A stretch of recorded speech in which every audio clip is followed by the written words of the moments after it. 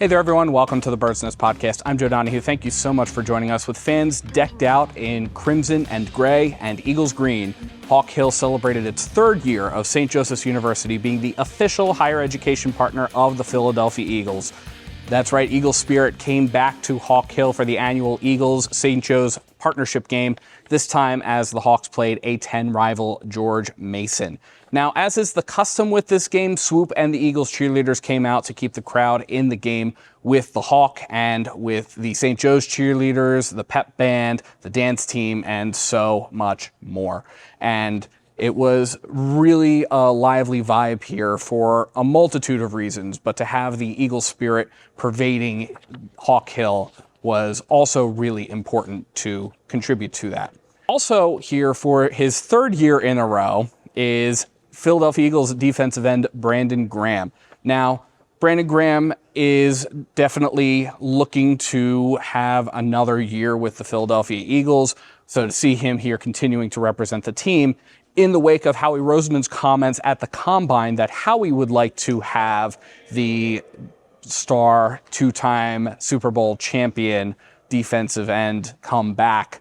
Definitely a welcome sight to see for Eagles fans, and definitely a welcome sight to see for everybody around. And it was really important to have the two-time Super Bowl champion here as well, because this was a really important game for the St. Joe's Hawks. They entered this game in a three-way tie for third place. And one of those teams involved in that three-way tie was George Mason. So, three-way tie for third place with George Mason coming into this game. The top four teams in the Atlantic 10 when the season ends, going into the Atlantic 10 tournament, get a first-round bye. So it is really important to be in that top four. So this wound up being probably one of the most important games for the St. Joe's Hawks in about the last 10 years. And I had the chance to catch up with Steve Donahue after the game, head coach of the St. Joe's Hawks, no relation to me. And he spoke a little bit about the inspiration that he draws from the Philadelphia Eagles as he's leading this particular team.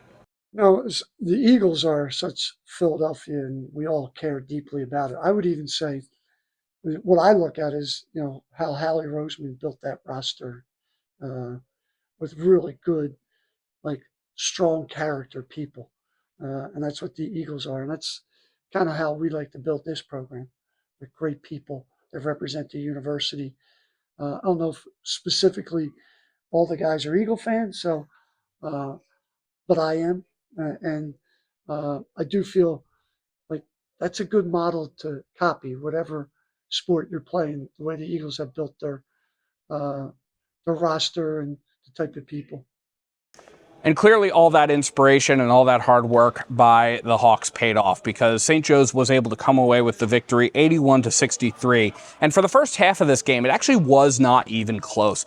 St. Joe's was up 44-25 after the first 20 minutes of the game. St. Joe's was 51.5% from the floor, 50% from the free throw line, and they were 8 for 20 in the first period at the three-point line. So this was a really dominating performance in the first half, and you could tell that the game was really in that kind of a vibe. It was really St. Joe's game to lose in the final 20 minutes of the game, because George Mason really was not able to put up all that much of a fight. First period, they were 10 for 28 from the floor.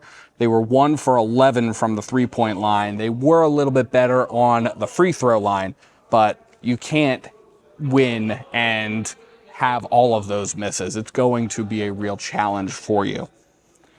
The second half was a little bit more even. The St. Joe's Hawks were 15 for 29 from the floor. They were 3 for 10 from the three-point line, 4 for 5 on free throws. So that gave them a game total of 51.6% in terms of field goals. It was 36.7% from the three-point line, and they were 2/3 successful in the foul free throw line. So St. Joe's was doing really well there, but it was much more even in the second half, with George Mason 13 for 30 from the floor in the second half. So St. Joe's was definitely a little bit more evenly matched in the final 20 minutes of the game, but there was not enough effort from George Mason to be able to overcome the significant deficit to mount any kind of a real comeback. And so that's why George Mason wound up on the losing end of this, 81-63. It was definitely a vibe of two teams that were going in very different directions. St. Joe's, which had a really bad loss to Fordham just a couple of games ago, has now won 3 games in a row. And Steve Donahue spoke about the importance of that. I don't think that's really difficult in college. Like, most of these guys we play twice a week. We play 32 games. Now this is the exciting time. This is, we talk about all the work you did in the summer and September and October, and now you're playing games. I think there's obviously things we've done on this journey to motivate the guys each day and be creative with that, but it's getting easier right now. They understand it. They know what's at stake. So we're excited to go up to Rhode Island. Obviously, some standout stars for St. Joe's include Dashir Haskins, who was 5 for 12 in field goals, 1 for 7 from the three-point line, 1 for 2 in free throws. He had 7 total rebounds, so he definitely had a significant contribution, 12 total points. Derek Simpson had 23 total points. He was 10 for 15 from the field.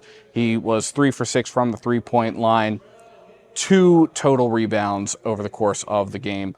One interesting player didn't have as much of a presence on the court, but did have some significant contributions because you could tell that he seemed like he was everywhere, was Kafik Myers, who was 5 for 6 in field goals. He was 2 for 2 from the three-point line, 12 total points for Kafik Myers with 6 rebounds. So Myers really had a presence, and Coach Donahue was asked about that following the game as well. He is, especially with him and Derek, there's not many guards that are that fast from foul line to foul line. And to me, that's smart. Like, they really create opportunities for us. And Kafik is now, he's a freshman. He's coming into his own. I thought he was terrific tonight. And that's another thing our offense really needs. Someone to just push it and get somebody else an easy basket. And he did that tonight. I was so happy for him. St. Joe's also dominated in terms of ball security. They held on to the ball, only turning the ball over 3 times. One of them was a team turnover. All 3 of the turnovers came in the second half of the game, and that was really significant when you consider the fact that George Mason had 11 total turnovers over the course of this game. So this kind of, again, speaks to this idea: if you can't hold on to the ball, you're not going to be able to come away with the victory. And the players spoke about this being a real important point of emphasis for them as they were preparing for these games. Just be on the same page as everybody is really big for us as a team whole, and obviously individually as me, because he gets to get me off the ball and stuff like that sometimes. But for him to come in and do what he did today was very, very important for us. And without him, I don't know if we win by 20 kind of thing. So the turnovers is growth. That's all it is. It's just growth for us all around, man. So. St. Joe's moves on now to Rhode Island, fresh on a 3-game win streak. They will hope to continue that as they get ready for their run in the A-10 tournament and hopefully a shot at the big dance come later this March. But as always, let me know what you think in the comments below. And thank you so much to everyone for tuning into the Bird's Nest Podcast. You can support the Bird's Nest Podcast by liking and subscribing to Bird's Nest Media right here on YouTube, as well as by sharing to your social media pages. You can also find us on SoundCloud, iTunes, Amazon Podcasts, Spotify, the Odyssey app, and iHeartRadio, pretty much anywhere you get your podcasts. Please visit birdsnestmedia.com for additional Eagles and NFL coverage.